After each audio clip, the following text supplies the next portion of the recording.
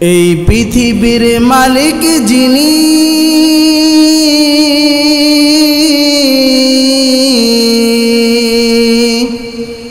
দেখো তারে নিশিদিনী,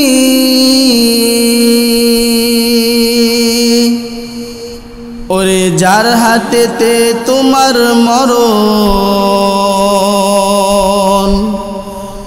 যার হাতেতে সবার মরণ, যার দয়াতে বাঁচো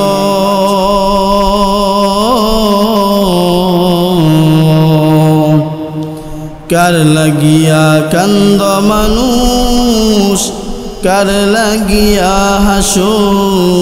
কালিমা পড়ি লা ইলাহা ইল্লাল্লাহ, লা ইলাহা ইল্লাল্লাহ, লা ইলাহা ইল্লাল্লাহ, লা ইলাহা ইল্লাল্লাহ, ইল্লাল্লাহ, লা ইলাহা ইল্লাল্লাহ, লা ইলাহা ইল্লাল্লাহ, লা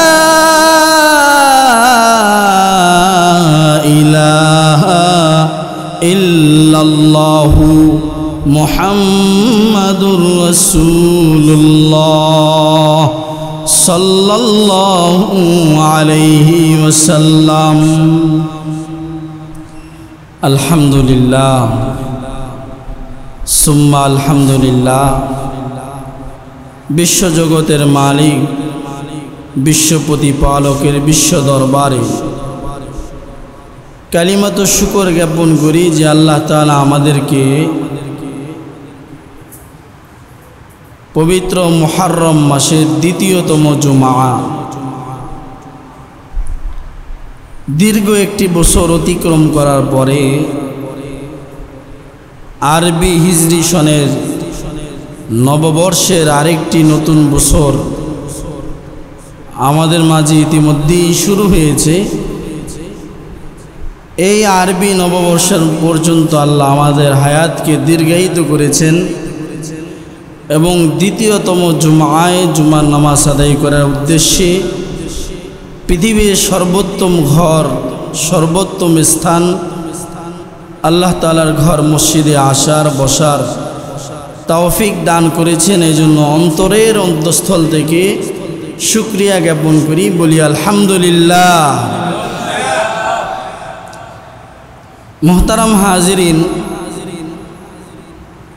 আমরা যে পৃথিবীতে বসবাস করছি, এই পৃথিবীতে যত জায়গা আছে সকল জায়গার মূল্য আর দাম কি একই রকম না ভিন্ন? ভিন্ন না? যেমন কথার কথা, আমাদের সাভার আশুলিয়ার এই অঞ্চল থেকে 1% জায়গা বিক্রি করে কি ঢাকা গুলশানের মধ্যে 1% জায়গা ক্রয় করা যাবে? ঢাকা গুলশানের জায়গা বিক্রি করে 1% আমেরিকার নিউ ইয়র্কে কি 1% জায়গা কিনা যাবে? আমেরিকার নিউ ইয়র্কের 1% জায়গা বিক্রি করে মক্কাতুল মুকাররমা হারাম শরীফের কাছে 1% জায়গা ক্রয় করা যাবে না। অর্থাৎ পৃথিবীর মধ্যে যত জায়গা আছে, কোনো জায়গার মূল্য আর দাম অন্য জায়গার তুলনায় বেশি।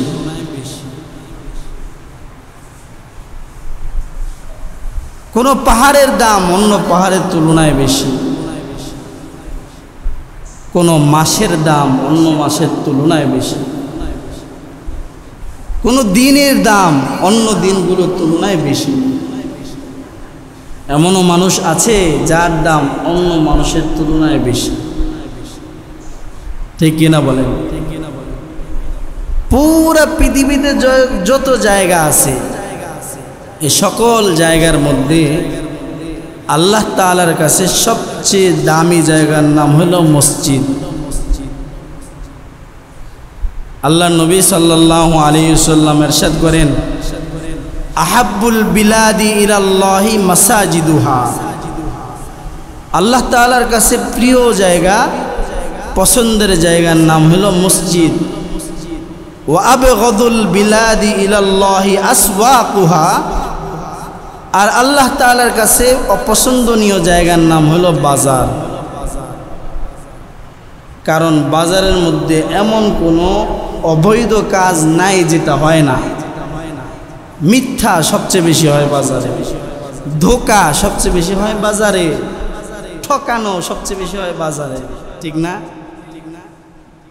তাহলে এই হাদিস থেকে আমরা বুঝলাম আল্লাহ রাসূল সাল্লাল্লাহু আলাইহি ওয়াসাল্লাম বলেন যে আল্লাহ তাআলার কাছে পছন্দের জায়গার নাম হইল মসজিদ। আবার সব মসজিদের দাম আল্লাহর কাছে একরকম না। সমস্ত মসজিদের তুলনায় হাতে গোনা 2-3টি মসজিদ আছে যেগুলোর দাম আল্লাহর কাছে সবচেয়ে বেশি। সুবহানাল্লাহ বলেন। যেমন বাসায় যদি কেউ নামাজ পড়ে আর মসজিদে জামাতের সাথে নামাজ পড়ে, এই দুই নামাজের ফজিলত কি এক না ভিন্ন? ভিন্ন। নিঃসন্দেহে মসজিদের নামাজের ফজিলত বেশি, বাসার নামাজের ফজিলত কম। ঠিক সাধারণ মসজিদগুলোতে নামাজ পড়লে যে ফজিলত, এর থেকে 50,000 গুণ বেশি ফজিলত হইল মসজিদে নববীতে 1 রাকাত নামাজ পড়লে। সুবহানাল্লাহ। মসজিদে নববীতে 1 রাকাতের সওয়াব হইল 50,000 রাকাতের সওয়াব। আবার এরপরে হারাম শরীফে বাইতুল্লাহতে যদি কেউ 1 রাকাত নামাজ পড়ে, তাহলে আল্লাহ তাআলা তার আমল নামায় 1 লক্ষ রাকাত নামাজের সওয়াব দিবেন। তাহলে বুঝতে পারলাম আমরা যে সব জায়গার দাম আল্লাহর কাছে একরকম না। সকল জায়গার তুলনায় মসজিদের দাম আল্লাহর কাছে বেশি। আর এই মসজিদগুলোর মধ্যে ফজিলতপূর্ণ মসজিদ হইল বাইতুল্লাহ তথা হারাম শরীফ এবং মসজিদের নববী, যেখানে 1 রাকাত পড়লে 50,000 বা 1 লক্ষ রাকাতের সওয়াব পাওয়া যায়। যদিও বাহ্যিক এই কথা শোনার পরে আমরা বুঝতে পারলাম যে মসজিদের নববীর তুলনায় মসজিদে হারামে নামাজ পড়লে 1 লক্ষ আর 50,000 বেশি হইল বাইতুল্লাহতে নামাজ পড়লে। কিন্তু অনেক আশিক রসুল আল্লাহওয়ালারা বলেন, যেমন ইমাম মালিক রহমতুল্লাহ আলাইহি, উনি বলছেন যদিও নেকির দিকে বাইতুল্লাহতে নামাজ পড়লে নেকি বেশি, কিন্তু জমিনের দিক থেকে মক্কার তুলনায় মদিনার জমিনের দাম আল্লাহর কাছে বেশি। জোরে বলেন সুবহানাল্লাহ। কারণ মদিনাতুর রসুল, নবীর শহরে নবীর পবিত্র দেহ রয়েছে, নবীর দেহ মদিনাতে আছে, মক্কাতে নবীর দেহ নাই। এই জন্য সওয়াব যদিও মক্কায় বেশি, কিন্তু মাটির দাম মদিনার বেশি। মাটির দাম মদিনার বেশি। মদিনার মাটির দাম বেশি হওয়ার কারণে মদিনার মাটির মূল্য বেশি হয়েছে নবীজির দেহ মোবারক মদিনায় থাকার কারণে, আল্লাহ রসুলের দেহ মদিনায় থাকার কারণে। নবীজি তো হলো পরশ পাথর। পরশ পাথর যেমন যেই পাথরের সাথে ছোঁয়া লাগে ওইটা দামি হয়ে যায়, আল্লাহর নবীও যেই জায়গার সাথে ছোঁয়া লাগে নবীর মুবারক দেহের কারণে ওই জায়গার দাম বেড়ে যায়। নবীর দৃষ্টি লাগার কারণে ওই জায়গার দাম বেড়ে যায়, নবীর নজর লাগার কারণে ব্যক্তির দাম বেড়ে যায়। সুবহান। মুহতারাম হাজিরিন, আমরা যারা মুসলমান আছি, আমাদের মূল কাজই তো হইল নবীর তরিকা অনুযায়ী চলা, নবীর আদর্শের উপরে চলা। সুন্নতে নববী যেন আমাদের জীবনের পণ আর প্রতিজ্ঞা হয়। এই ভাই বলেন, পৃথিবীর মধ্যে সবচেয়ে উত্তম আখলাকওয়ালা, চরিত্রওয়ালা ব্যক্তির নাম কি? জোরে বলেন। আপনারা জানেন আমেরিকার এক বড় লেখক, যিনি 100 মনীষীর জীবনী লিখছেন। কতজনের? 100 মনীষীর জীবনী। খ্রিস্টান 100 মনীষীর জীবনী, ভালো ভালো ব্যক্তিদের জীবনী আনছে। এই জীবনীতে আমাদের নবীজির জীবনীটাও 100 জনের মধ্যে পড়ছে। তো এখন সিরিয়াল যে করবে, 1-2 সিরিয়াল করতে হবে না, এদের জীবনীগুলো 1 নম্বর সিরিয়াল কাকে দিবে, এটা সে চিন্তা করতে করতে তথ্য নিতে নিতে দেখলো 1 নম্বর সিরিয়াল যদি মুহাম্মদুর রাসূলুল্লাহ সাল্লাল্লাহু আলাইহি ওয়াসাল্লামকে না দেওয়া হয়, তাহলে নবীজির উপরে জুলুম হবে। কারণ নবীর আখলাক, নবীর চরিত্র, নবীর আদর্শ পৃথিবীর বুকে আর কোনো দ্বিতীয়তম ব্যক্তি এমন নাই আমাদের নবীর আখলাকের উপরে সে চলে যেতে পারে। এমন একজন মহামানব, মহা আদর্শবান ব্যক্তি আল্লাহ তাআলা আপনার আমার নবী হিসেবে আল্লাহ আমাদেরকে দান করছেন। বলেন আলহামদুলিল্লাহ।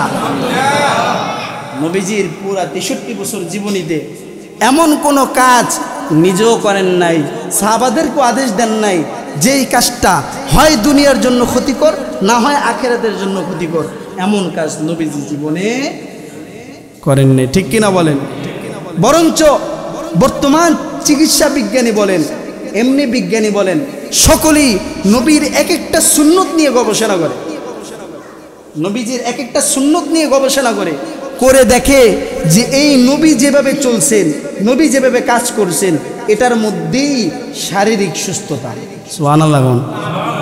এর একটা বলবো, যেমন আল্লাহ নবী সাল্লাল্লাহু আলাইহি সাল্লামের রাত্রের আমল ছিল নবীজি এশারের আগেই খানা খাইতেন, এশারের আগে, আর এশারের নামাজের পরেই নবীজি আগে আগে বিছানায় যাইতেন। আবার শেষ রাত্রে তাহাজ্জুদের সময় নবীজি আগে আগে উঠতেন। আর বর্তমানে আমরা নবীজির এই আমলের বিপরীত আমল করি। রাত্রে খাইতে খাইতে 1টা, টিভি সিরিয়াল দেখতে দেখতে রাত 2টা 3টা, এরপরে ঘুমাইতে যায়, যাওয়ার পরে ফজরও মিস, সকালও মিস, 10:30 11টায় উঠে। কথা ঠিক না বেটি? কম ঠিক না বেটি?